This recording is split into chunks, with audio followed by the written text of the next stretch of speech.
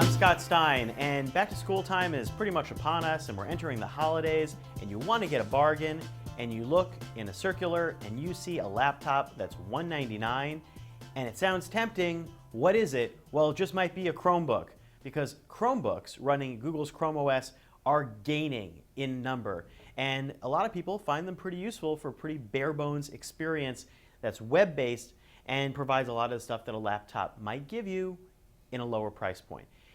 Question is, why aren't these Chromebooks better looking and performing? And I'm going to leverage that onto the Acer C7. The Acer C7 has been around since last year. Now this Chromebook is $199 or $229 depending on the tiny spec bump you get inside, whether you get 2 gigs of RAM, a Celeron processor, and a 16 gig SSD, or whether you go up to 4 gigs of RAM at $229.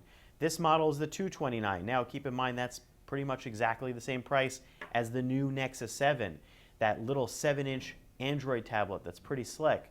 Why would you get this versus that? Well, of course, this has a keyboard. This has a trackpad. It runs full web environment style apps. So maybe if you want to use Google Docs and not feel like you're being truly hampered, this might give a better experience for that. But Chrome, while it's made advances, is still not really great for offline. It's really meant to be used online. And the battery life on this is still not great. This is about maybe 4 hours of battery. Now, a lot of tablets now are getting 10, 11 hours. The new MacBook Air, 10 hours, 11 hours. I mean, you should be expecting 10 hours of battery life. This doesn't cut it, although it does come packed with ports that seem like they've come from another time period. You've got USB 2, you've got full Ethernet, you've got VGA on the side. That's because this thing is actually pretty much a netbook. This has been a retrofitted netbook through and through that has been purposed to run Chrome OS. And I think it's time that we had models and designs that fit Chrome OS, sort of flagship Nexus style devices. And you got the Chromebook Pixel, but that is $1,200 plus, runs beautifully, but is way too expensive. And what about the $300 price area? Why isn't there something like the Nexus 7 for Chromebooks? It's not here yet, and pretty much on the Google Play Store, your options might be the Acer C7 at the moment, or the Samsung Chromebook for $250.